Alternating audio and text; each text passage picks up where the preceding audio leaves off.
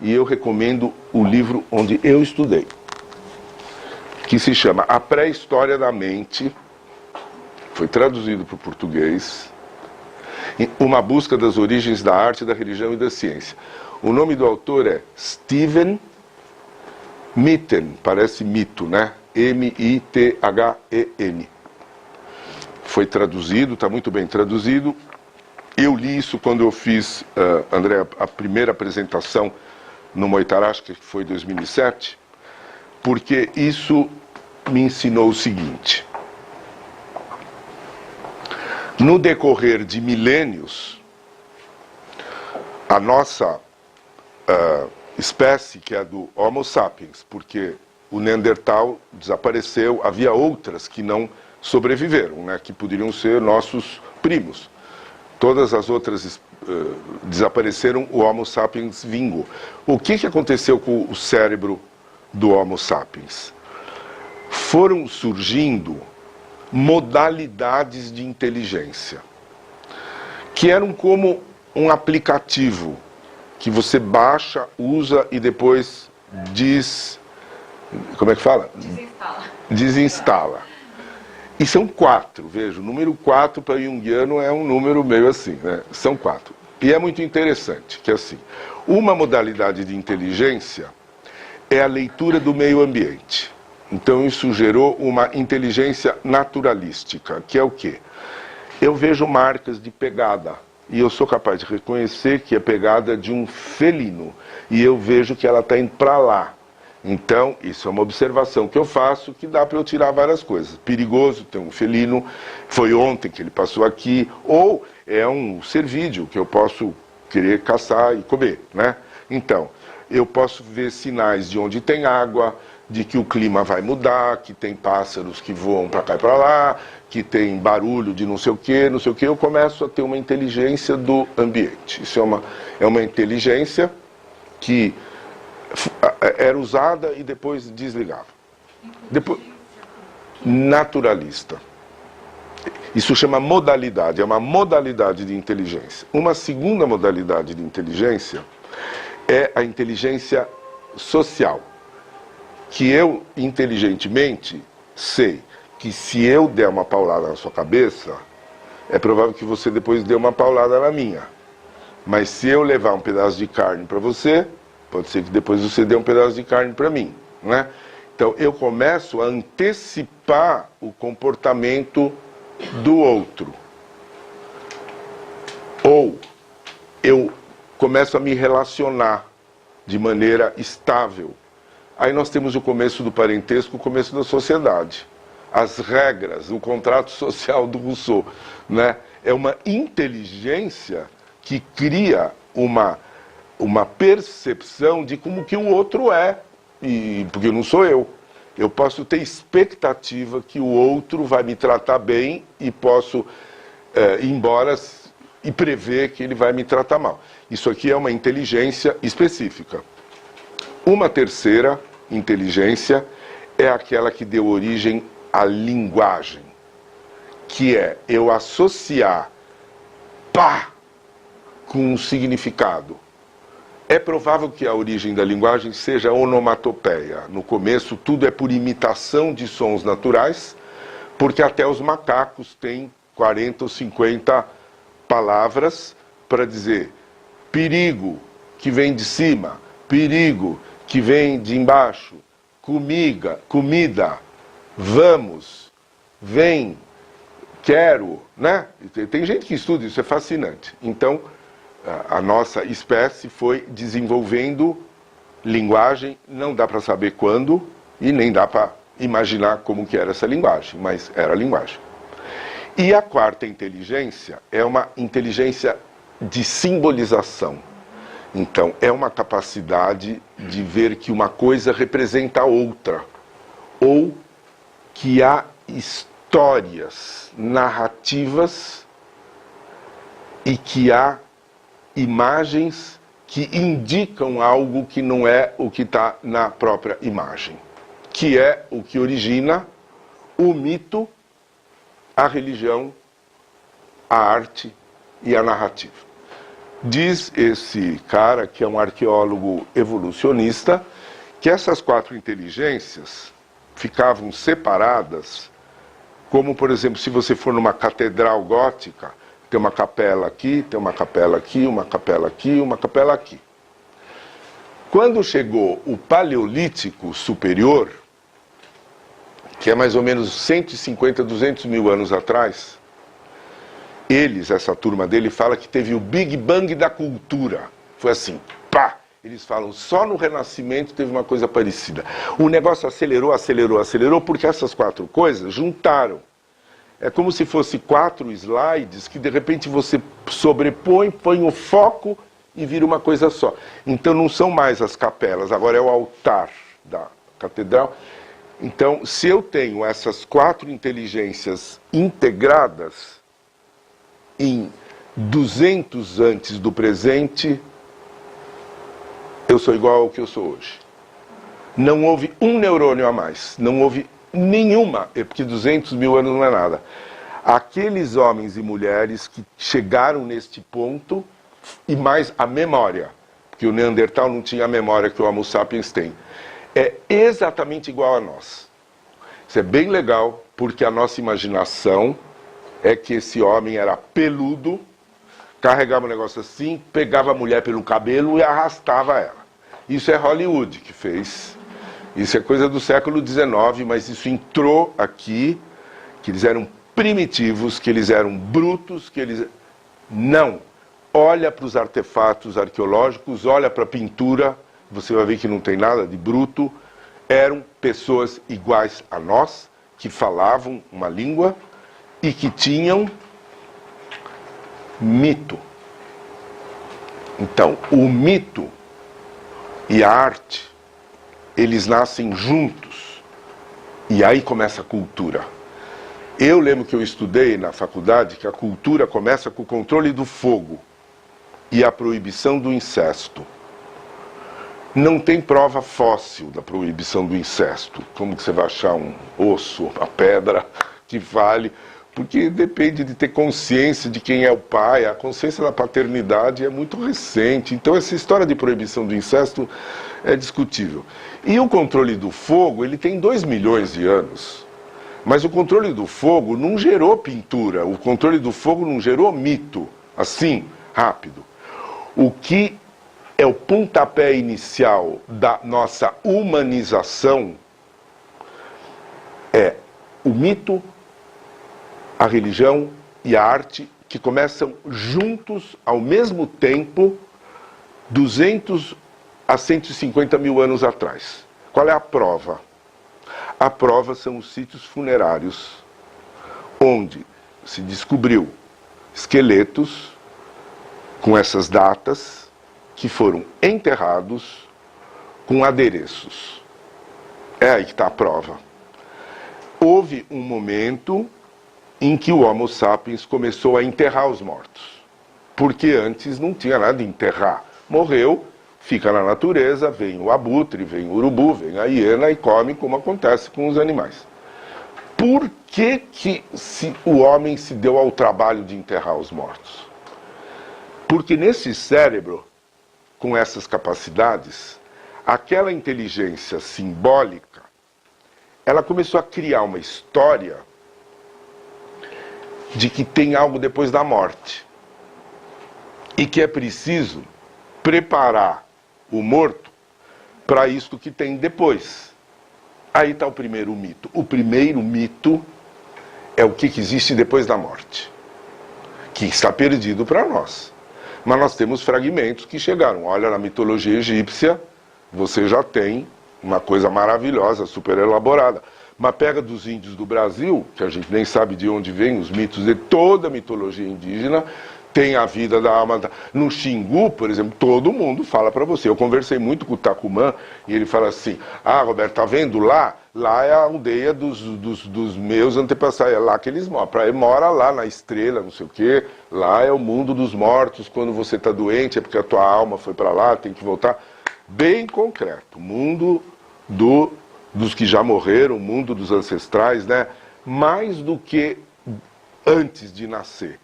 O antes de nascer não é tão mitificado, mas o depois da morte, sim. A vida depois da morte. Então, na Sibéria, por exemplo, tem um cemitério de 90 mil anos, onde se achou um esqueleto com fragmentos de pele que estava mumificada, e essa pele está pintada com ocre. Então ela foi pintada e tem umas bolinhas de argila, que poderia ser um colar. Em outros você vê um potinho de cerâmica. Nos sambaquis do litoral do Brasil é incrível o que você acha nos campos de enterramento, você acha estatuetas de pedra, né? Agora, qualquer cultura vai ver os mortos, tem adornos, tem diferenciação social, não é para todo mundo, mas tem as joias, a parafernália, né, Diga. Isso implica relações efetivas. Claro. Porque eu só lamento e... Exatamente, exatamente. Aí você já tem, claro, aí você já tem uma construção de sentimentos que tem significado, que tem... Exatamente, exatamente, claro. E era altamente trabalhoso, né? Nós temos, eu já vi aqui no Brasil em museus, para crianças enterradas, colares de conchinhas pequenininhas que está lá, e você vai ver a data do enterramento, é mais recente. Mas esses de 100 mil anos atrás, então, o corpo, a pele estava pintada. A pele é o primeiro suporte da pintura. Como se fala hoje, qual é o suporte? Não é mais a tela, o suporte pode ser o muro do grafite. O primeiro suporte foi a pele. Como os índios pintam a pele até hoje. Isto aqui foi, o nosso corpo foi o primeiro suporte para a arte. A arte está no meu corpo, né? E depois ela vai para coisas da terra, como o barro, a argila, etc., e os pigmentos para fazer a pintura. Então, a arte, ela é a outra face do mito, né? O mito não é que um vem antes e o outro vem depois, né? O corpo do morto está pintado porque tem o mito. Eu não sei o que o mito dizia, mas tem o mito, tem o ritual. Então, é muito importante a gente saber que isso nasceu junto. E isto é o começo da cultura. Então, não há cultura sem mito de vida após a morte, e aí você tem arte. Começou, está lá, e depois aquilo vem vindo, vem evoluindo. Agora, o que nós vamos... Desculpa que eu estou me entrando assim, mas é que eu acho que faz sentido, são os caminhos da reflexão, né? A pintura, ela é um momento da história.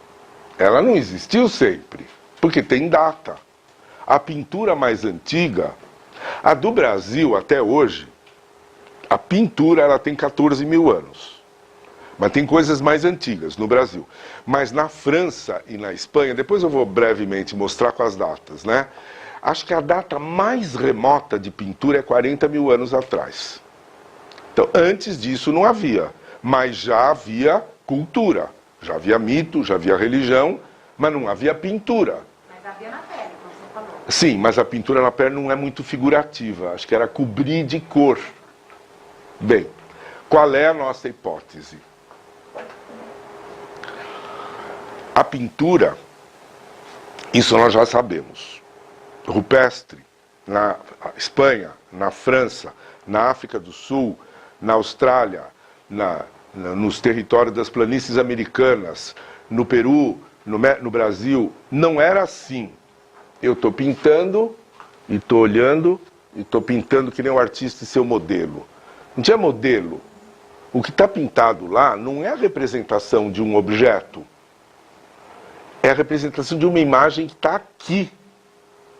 Então, nesta evolução do cérebro, este nosso cérebro incrível, ele tem a capacidade de produzir imagens. Eu acho que o dos chimpanzés e dos gorilas e dos orangotangos também tem. Por que não? Talvez até o dos cachorros. O cachorro lembra da cara da gente, lembra, então cachorro, gato, passarinho, sei lá, eles também devem ter imagem. Passarinho tem coisa que eles não gostam muito de olhar, que assusta, eles lembram. Só que isso nós não sabemos ainda, talvez um dia a gente saiba. Agora, a espécie humana, ela passou a ter essa experiência de que eu imagino imagens, ou eu sonho E no meu sonho tem imagens, e eu sei que eu sonhei com imagem. Agora, ninguém fez um diário de sonho. Nós não sabemos qual é o sonho mais antigo, mas que tinha sonho. Tinha sonho. O sonho faz parte desse desenvolvimento do cérebro, não faz? Então, o que é importante aqui? É a gente dizer assim, talvez há 40 mil anos, o Homo sapiens ficou consciente que ele tinha imagem. Porque um bebê tem imagem, mas ele não tem consciência que ele tem imagem. Uma criança tem, mas ela não é capaz de dizer, mãe, eu sei que eu tenho imagens na minha cabeça, eu tive uma imagem muito feia de você aqui na minha cabeça. Eu sei que não é você, é uma imagem que eu tive na minha cabeça e você me apareceu muito esquisita. Isso pode até acontecer, mas ele não é capaz de falar isso porque ele não tem consciência de si. Então, há 40 mil anos, tudo indica, os nossos ancestrais tiveram consciência de que eles tinham imagens e resolveram gravar na sua amiga pedra. Aí está a história. É assim que essa história começou. E é isto que essa história indica. É um estágio importantíssimo da evolução humana. Então vamos olhar para essas pinturas. O que será que elas dizem? Só que nós somos brasileiros. E se você vai ler as cartas dos jesuítas, como eu li, e outros autores, eles vão dizer assim, esse povo é tão primitivo, tão tosco, que eles fazem umas garatujas como dos loucos, ou como das crianças, porque eles não têm capacidade de desenhar. Porque tinha, os jesuítas viram incisões na pedra, riscos na pedra. O Brasil está cheio de pedra riscada na beira dos rios, estão até destruindo, né? Fazendo barragens, está cheio no Brasil. Marcas, né? E eles olhavam, os viajantes, e copiavam, dizendo, isto é prova do primitivismo, porque eles não sabem desenhar, eles desenham mal. Isso é típico de criança com 3 a 5 anos de idade. Olha como eles são subdesenvolvidos e infantis. Era desse jeito que se olhava. E isso não mudou muito até os anos 50, 60. Na década, muitos de nós já estávamos vivos e andando e pensando, né, nesses anos. Ainda se falava que essa coisa de pintura nas pedras indicava o caráter primitivo dos habitantes do Brasil. É assim que nós brasileiros olhávamos, né? Isso mudou radicalmente, mas é muito recente. A história das pinturas do Piauí é assim. Aquilo, no local onde elas estão, aquilo era conhecido por caçadores. Os índios Craô moraram lá, eles conheciam aquelas pinturas, né? Os habitantes locais achavam que aquilo era coisa de magia negra. Eles chamavam aquilo pintura de índio, eles tinham medo, eles achavam que aquilo lá era feitiçaria, né? Aquilo era conhecido, mas ninguém dava bola. Muito fazendeiro achou isso nas suas fazendas e mandou passar cal em cima, destruir. E lá no Piauí ouviram falar que tinha uma francesa maluca que veio de Paris, que gostava dessas coisas, uma tal de arqueóloga, Niede, e um prefeito desse lugar tirou umas fotos, falou, eu vou mandar para essa mulher. E pegou o endereço da Niede Guidon, nos anos 70, e falou, prezada senhora, aqui no Piauí tem isso aqui. Quando ela viu, ela trabalhava no Museu do Homem, em Paris, imediatamente ela falou, eu tenho que ir nesse lugar, isso aqui, que é isso aqui que apareceu aqui. Ela mostrou para alguns arqueólogos na França o museu, o Musée de l'Homme, no Palais de Chaillot, né, que agora mudou. Eles já deram uma ajuda para ela ir lá com uma outra francesa olhar as pinturas em 1978, eu acho que foi. Quando ela viu, ela comunicou os órgãos de arqueologia da França, comunicou, não que ela descobriu, mas comunicou que isso existia, e imediatamente eles fizeram um projeto de pesquisa arqueológica, quer dizer, de documentar e começar a escavar, que é o que o arqueólogo fala, o que tem escondido dentro da terra. E começaram a escavar onde? A pintura está aqui, eu vou escavar aqui, porque isso aqui era um abrigo, aqui que as pessoas ficavam. Então você começa a escavar aqui e começou a aparecer tudo que apareceu. Esqueleto, caco de cerâmica, pedra de fogueira uma flauta, que está lá no museu, né? Pedra lascada, e aí começa a história da arqueologia do Piauí, e isto é uma virada na teoria da ocupação das Américas, que é uma coisa de um alcance que eu não sei, se vocês não tiverem as informações, se vocês conseguem pegar o que essa mudança faz com a nossa reflexão sobre a nossa identidade. Porque a teoria que estava vigente até agora era assim: as Américas foram ocupadas pelo Alasca, pelo Estreito de Bering, durante uma glaciação que dava para atravessar a pé do extremo da Sibéria. Não era na água, era gelo, dava para andar, os mamutes atravessaram e os caçadores vieram atrás da caça, entraram pelo Alasca 13 mil anos atrás e foram descendo para o sul, procurando calor e seguindo os animais. Então, essa horda foi acompanhando a linha do litoral do Alasca, depois do Canadá, e o tempo vai passando, né? Daí ela vai na costa americana, e os arqueólogos foram fazendo escavações e achando coisas lá nos Estados Unidos, na Califórnia, tal, dataram, aquilo deu 13 mil anos, num lugar, uma cidadezinha que chamava Clovis. Então o nome dessa teoria é Teoria Clovis, que diz que as Américas foram povoadas dessa maneira, e essa corrente lentamente foi descendo até chegar no México, no Caribe, e veio a pé, tudo a pé. As Américas foram ocupadas a pé. Não havia roda, não havia montaria.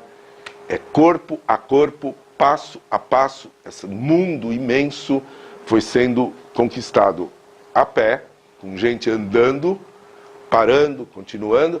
E daí vieram vindo, né? Chegaram na Amazônia. Uma parte foi para o Pacífico, lá onde está o Peru, não sei o quê. E outra parte foi acabando, porque no Brasil não tinha nada mesmo. Até aquele dinamarquês, em Lagoa Santa, descobriu um esqueleto de 6 mil anos.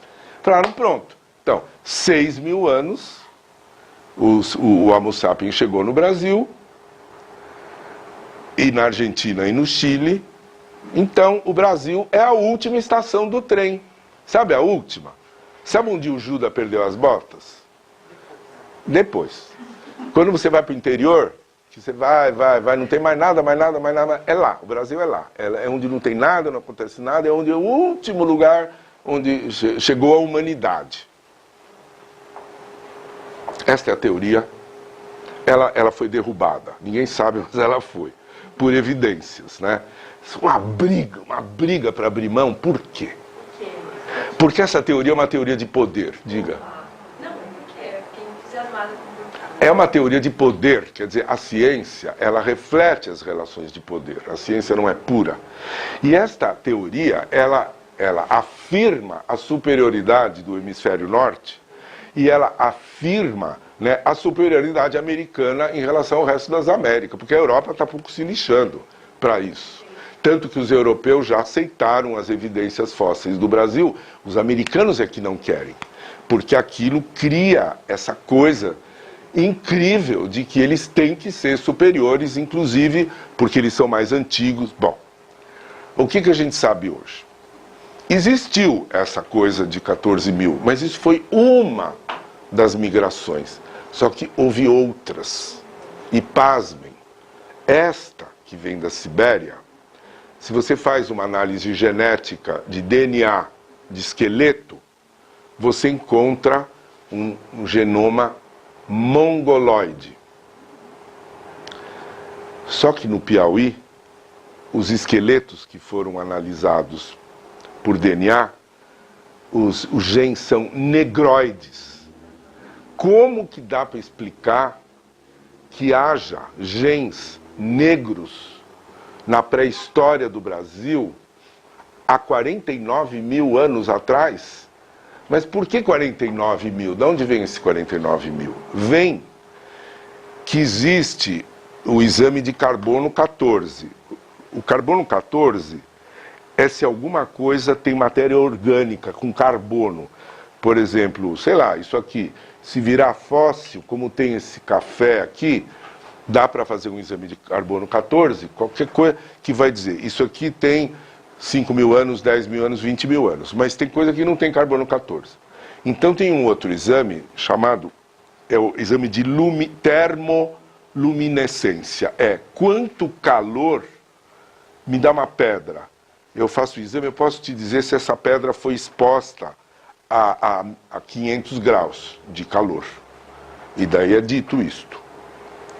Então, a Anie de Guidon pegou umas pedras e mandou fazer este exame.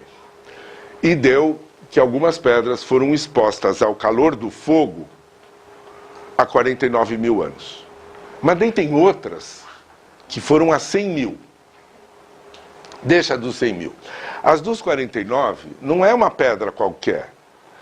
Ela foi escavando e de repente achou pedras colocadas em círculo, que é indício de fogueira. Como até hoje você faz. Você vai na praia fazer uma fogueira, o que você faz? Você põe umas pedras assim. Os índios fazem isso para pôr as panelas, não é? E você acha, e pela camada geológica, você sabe que é muito remoto. E tem aquelas pedras, foi feito o exame e deu 49 mil anos. Então, como é que a arqueologia funciona? Ela fala, se essas pedras, sem sombra de dúvida, há 49 mil anos eram pedras de fogueira, e isto não é uma coisa aleatória, que a chuva que organizou essas pedras assim, do lado dessa parede, onde tem essas, né? Então, se tinha fogueira, tinha vida social em volta. Então, tinha ser humano aqui, mas a teoria diz que chegou aqui há 6 mil anos, isso tem 49. Aí é que começa a derrubar uma teoria com as chamadas evidências fósseis. A evidência fóssil é indiscutível. A arqueologia é pão, pão, queijo, queijo, entendeu? Se esse dente tem 1 milhão de anos, ele tem 1 milhão de anos e acabou, né? É bacana isso. Então, a teoria não é mais aquela. A teoria é uma loucura, essa teoria. Porque é uma hipótese. Não é uma teoria ainda. Precisa um pouco mais de dados. E já tem um combate dos americanos querendo derrubar. Mas eu já adotei a teoria. Para mim, eu já adotei. Mas ela não é uma teoria ainda, ela é uma hipótese. A hipótese é a seguinte, porque os esqueletos têm, não dá para discutir que é negroide. Isso é indiscutível. Como é que você faz sentido disso? É negroide, ponto. No México, foi descoberto um esqueleto de uma jovem. Eu adorei essa história. Uma jovem, o esqueleto tem 25 mil anos. Exame de DNA. Tem 2 genomas. Tem um mongol e negroide. É a primeira mulata das Américas. Ou o pai ou a mãe veio pelo Estreito de Bering, então tem aquela genética. E ou o pai ou a mãe veio da África. Então nós temos um mulata, é uma jovem, a gente sabe que é uma jovem. Você vê, essas coisas são poéticas até, a gente pega e vai fazendo alegorias e metáforas. Agora, os ingleses adotaram e se interessaram por estudar. Os americanos estão dizendo que é fraude, que não é verdade. Eles ficam, parece o Trump na ciência, né? É igual. Eles falam, não, isso aqui não é prova, isso não é sério, mas é sério. Mas eles vão desqualificando, porque eles não querem admitir uma evidência que destrói toda uma consciência de superioridade, que é o nosso problema. São as consciências de superioridade, né? Bem, agora, como é que a Anie de Guidon hipotetizou? Com algum dado, né? Então, vamos lá. O que estava acontecendo na África 130 mil anos atrás, ela fala? Começou uma seca e uma falta de alimentos. Isso dá para ver direitinho, por prova científica, né? Prova geológica, você vê que não tinha, enfim, menos alimento, então as populações começam a ir para a beira do mar para se alimentar de peixe ou de coisas marítimas e não plantas e caça. O nível do mar, o Atlântico, há 130 mil anos, ainda não há muito acordo, mas era muito mais baixo Alguns cientistas dizem que o nível do Oceano Atlântico, 130 mil anos atrás, estava 30 metros mais baixo. Outros falam que era 50, outros falam que era 80. Até eu fiz isso. Você vai no Google, você pede o relevo do fundo do Oceano Atlântico, que tem a Atlântida, né? Tem aquela cordilheira, tem muitos picos. Se você vai baixando a água, começa a aparecer ilhas, como tem Fernando de Noronha, São Pedro, São Paulo, não tem? É só você baixar a água que começa a aparecer ilha. Então, não está feito ainda um mapa do Oceano Atlântico de 130 mil anos atrás, bem científico. Você olha e fala, eu ia pulando de ilha em ilha que eu chegava aqui. Ou, pode ser que não tinha ilha nenhuma, mas as correntes marítimas, elas vêm de lá para cá. E o vento, desde aquela época, ele sopra da África em direção ao litoral do Brasil. E troncos de árvore flutuando, levados pelas correntes, você sabe onde eles vão parar? No delta do Parnaíba, que é no Piauí, ou no delta do São Francisco, que é entre Alagoas e Bahia. Essas são as portas de entrada. O delta desses dois rios, um pelo Piauí, outro pelo São Francisco, e é lá que está a pintura rupestre.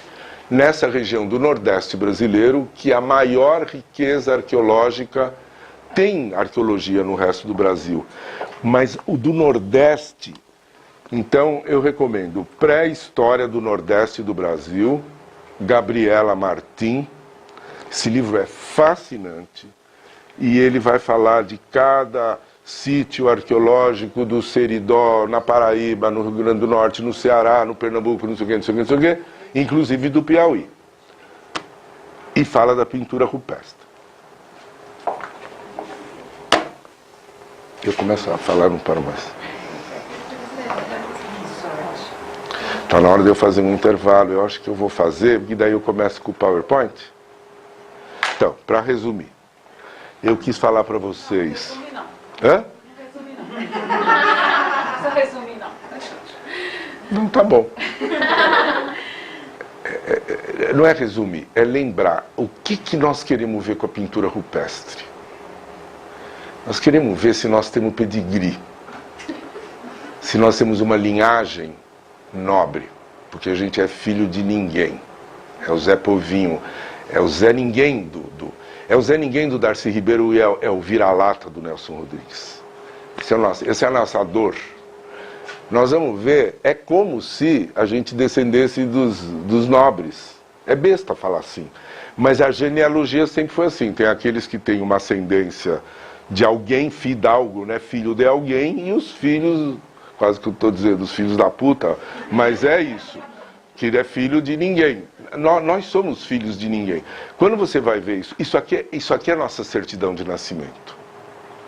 Isso aqui é uma cápsula do tempo que você tem o genoma da alma brasileira. O genoma são imagens, não são genes. Se a alma é imagem, então cada povo tem o genoma da sua imagem. E alguns povos, o genoma da alma deles é bélico. Tudo bem, eram povos guerreiros, povos bélicos, então você tem imagens bélicas, ferozes, de guerras, de armas, de deuses com dentes, de coisas terríveis, como você tem na alma hindu, por exemplo, na alma nórdica, né? O genoma da alma é o álbum de figurinhas daquela alma. Me mostra o álbum de figurinhas da sua alma que eu vou saber quem você é. Quais são as imagens, as primeiras que estão registradas. Nós vamos ver que a nossa lista de imagens da alma brasileira é amorosa, é nós, é gente com gente. Tem a vida cotidiana, tem a caça, tem a luta, porque como a luta de animal, chegou, invadiu o meu pedaço, eu vou expulsar ele. Mas não é a luta dos hititas, não é a luta das dinastias egípcias, não é, sabe, as lutas da Mesopotâmia, não é isso daí. Porque era muito farto, tinha comida para todo mundo, era tropical, né? Então, tem música, tem dança, tem sexo, tem convívio. E eu, quando vi aquilo, falei, está marcado na nossa alma que nós somos nós. Para mim, a pintura rupestre brasileira, ela se chama nós. É isso, e somos nós. Porém, em 1500, há um corte que dissocia uma continuidade que eu posso dizer que tem, vamos lá, 14 mil, é mais, mas 14 é por causa das imagens, que todo mundo vendo sabia, isso é nós, isso é nós. Antes era assim e eu tenho a ver com aquilo lá. Então é um nós contínuo, sem ruptura. Quando chega a 1500, você pega uma faca, você fala assim, corta. E o que começa não tem o nós. Então você começa do quê? Você começa daquele drama, né, de um pai português com uma mãe índia, mas não tem aquele nó de onde eu venho. Então de onde eu vim? Eu não vim de lugar nenhum. Eu vim de um buraco negro, eu vim de uma coisa horrorosa, que é falso, mas nós somos assim. Nós temos que recuperar essa consciência de que tem um nós brasileiro que é específico, porque esse é o genoma da nossa alma, e não sou eu que estou falando, está lá na imagem, compara com outras e você vai ver uma coisa. Então, para mim, identidade não é uma coisa que você constrói, é uma coisa que você descobre. Como eu posso descobrir meu tipo sanguíneo, não fui eu que construí. Então, quando a gente fala, precisamos construir a identidade, eu não penso assim. Vamos descobrir porque ela está lá, só que ela está oculta. Eu sou ignorante da minha identidade, então eu tenho que acordar, né? E não é para ficar se achando. Não é agora para dar um pulo, eu era vira-lata e agora eu sou não sei o que lá. Não, sem grandiosidade nenhuma, mas nós temos que ser responsáveis. Se a gente tem isso atrás, o que nós estamos fazendo? Que é uma desonra. Quando você se dá conta disso, você fala, pobre Brasil. Que você tem milhões de crianças que não têm a menor ideia, se elas soubessem, né?